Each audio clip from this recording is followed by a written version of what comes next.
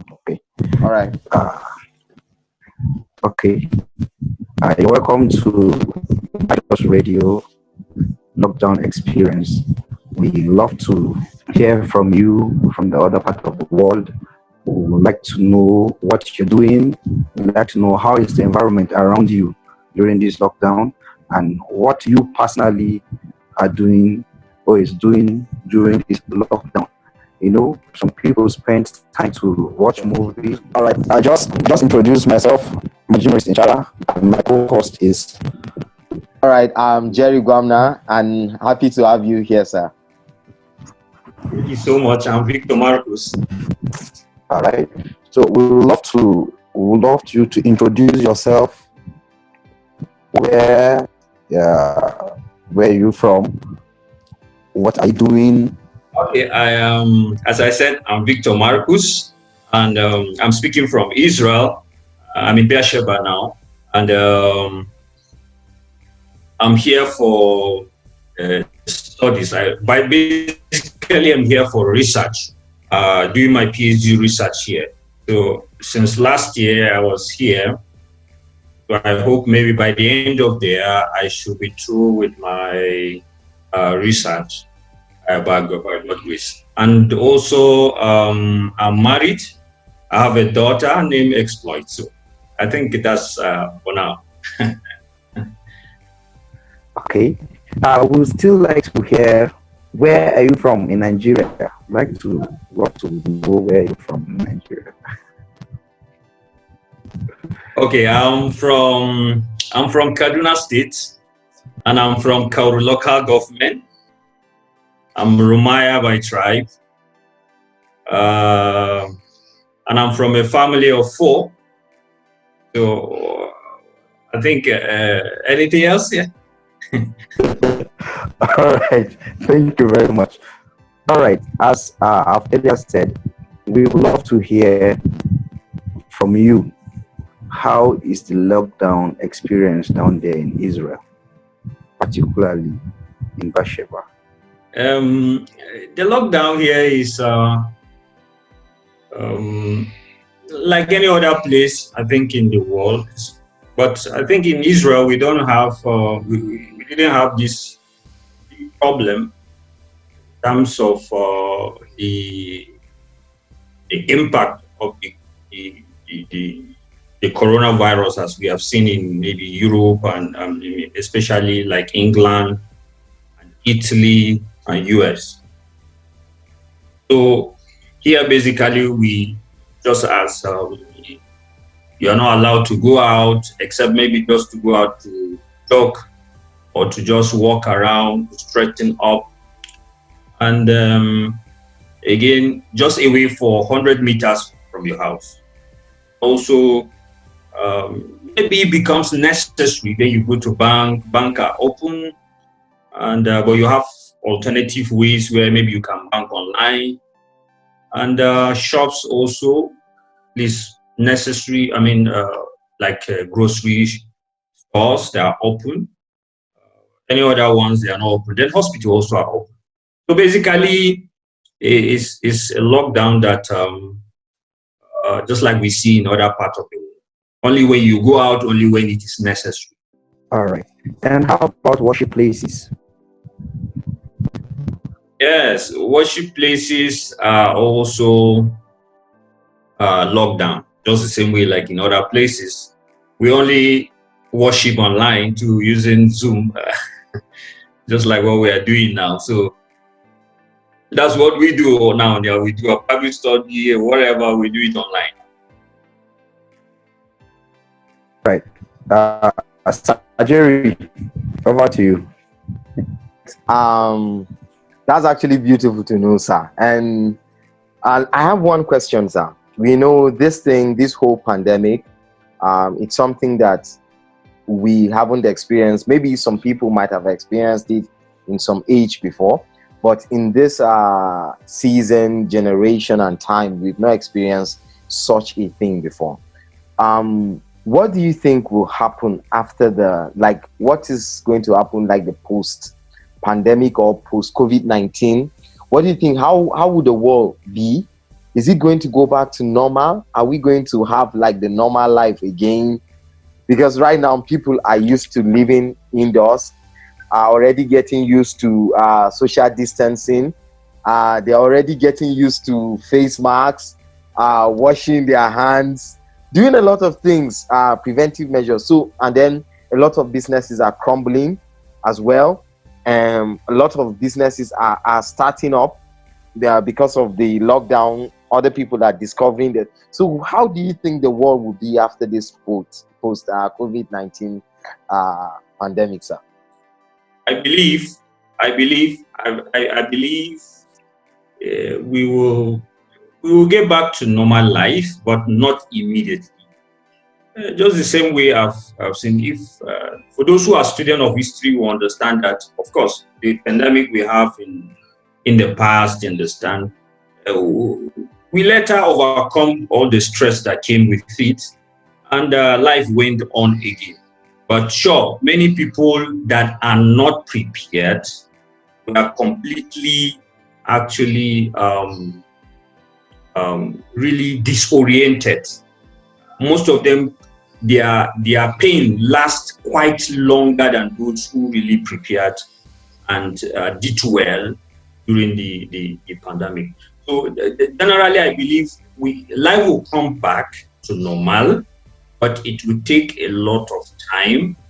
But particularly, the time will depend on, maybe as individuals, the time in which you will recover will depend on how you have prepared, both before, during, you understand, especially before and during the pandemic. So this time are very critical to actually show whether you will come back quickly, you understand, or your recovery will be quite long. And I believe that some people will really, because the problem, we have psychological issues and so many things that you cannot even measure.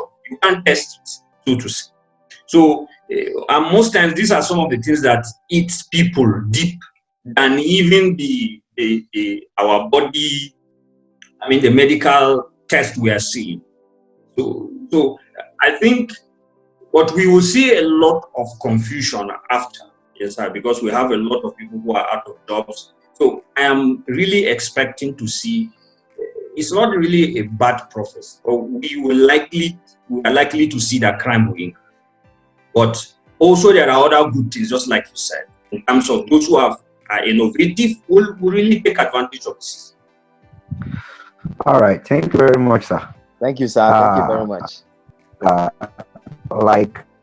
Over here, this social distancing and no shaking, no hugs, has really kind of affected some people already. Yesterday I was greeting a man and he was extending his elbow for me. He said, "That's a new style now." Now, I don't know how we're going to do after this.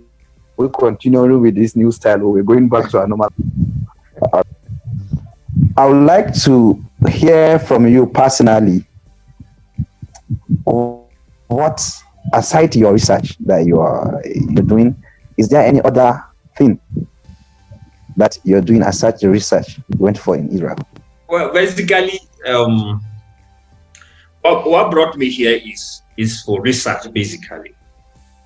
And but I am a type that like to discover a lot of things either than really what brought me. I know I'm learning so much in the aspect of the research that brought me here. But there are other deep things I am trying to study. The lifestyle of Israelite, generally, of a Jew, commonly, you understand. Well, we've been hearing it for quite a long time. Maybe I've read some books about Israel, like the Jewish phenomenon, like the breaking the Jewish code. You understand? There are some books I've read already before I came. You understand, that has to do with the Jews, what they know, how they do things, how they raise children, how they read, how they expose, their level of sophistication, their way of life, their technology, their security, there's a lot of things actually to learn. And some of the things I'm really thing about is to understand their lifestyle. How do they structure it? And I'm understood in that. I talk with some of them, we discuss, we try to understand. I told them this is what I've heard about an Israelite. So is that true? So it is giving me opportunity to get firsthand what I read. And it has been wonderful actually get some of this information. And I think they are very, very wonderful. This so basically on that. All right, is you're tapping from the main source. You're not just reading now. You're tapping from the main source. Exactly. Yeah. All right, Sir Jerry. I don't know if you have another question. All right, sir. That's like the information you've given us is actually a beautiful thing about Israel. So, sir, comparing, or let me not say comparing, between Israel and Nigeria, from everything you've said, what I've gathered is they're actually abiding to some of the laid down instructions and rules given by the government pertaining to this pandemic. For Nigerians, you know, Sayo, a Nigerian, you know how Nigerians act actually. In fact, today already, I was in a Zoom meeting in the morning with a team of about 100 people, and then we were discussing all over Nigeria, and then they were saying already Lagos is back to business already. In fact, there was serious hold up in Lagos today. Like, and then you get people are crying that they should let them go out to go and look for food and so on. So what is that one thing you would tell Nigerians? You know how we are, and then you are a Nigerian, sir. So if you are to advise a Nigerian from the other side of the world, and then as a Nigerian, what are you going to tell Nigerians to do during this time so that they will be safe? Because this pandemic is actually real, and then Nigerians are facing hunger and other things as well. So what's your advice to Nigerians, sir? Yes, sincerely speaking, Nigerians are wonderful people. I believe so. So they have given me a lot. If not because of Nigeria, I wouldn't have been here. And exactly, because sir, I really studied. I really studied. I started from Nigeria, and for me to come to this level to compete with people around the world, those are what we have back then. It's not really scrap. So I think it's important for us to get that. I will advise Nigeria. I think especially the young people, we are coming to a stage whereby we are too lazy to read. So you find out that we depend on frivolous news. I mean, things that really don't matter. Most times, a little. I'm into groups. For example, WhatsApp groups in the son of different fellowship or church. You understand? If you see some of the things some other people are sharing, sometimes you just wonder. It doesn't even resemble a believer at all, because exactly, the information is too naive.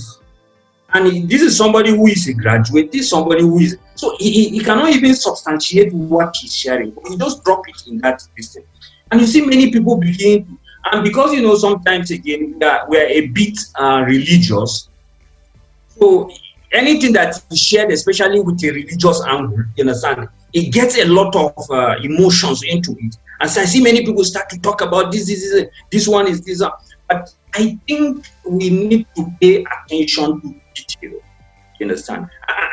Personally, I always advise people, you understand, if the government says something like this, you go beyond that to really even that's why you see Nigeria, a lot of our leaders can do anything and go scot-free. The reason is because they know that even we, the people, we can't even find anything about it because we are just following anything they said. So it has been a generational build-up that we have developed a habit that is not really safe for us. Our advice, we should, even the worst stage, we should know exactly what is happening. What is coronavirus? What is even this one we're talking about? How did it come? You might be amazed to find many information. Let me tell you this. You cannot depend on the media and get the truth. That's the truth. That's very true. You cannot. You understand? So I respect our journalists, and that's what you are doing too. So I respect them. I respect their profession. I know they are professional and doing a lot of things. But you have to go a step ahead. And that's why I didn't like the idea when sometimes ago I heard about people, our schools trying to remove history. Yes, I didn't do history, but I appreciate history today so much because I used to go backward to know really what is going on and to inform us. Because some of the mistakes many people did, for example, how even government misled people in the past pandemics, you understand, and told them a lie. It has been opened now. So we just need to go back to history to read really what really has happened, and we can be able to see better what is happening now, so that we can, no, I don't want to trust this person yet. Let me just get it.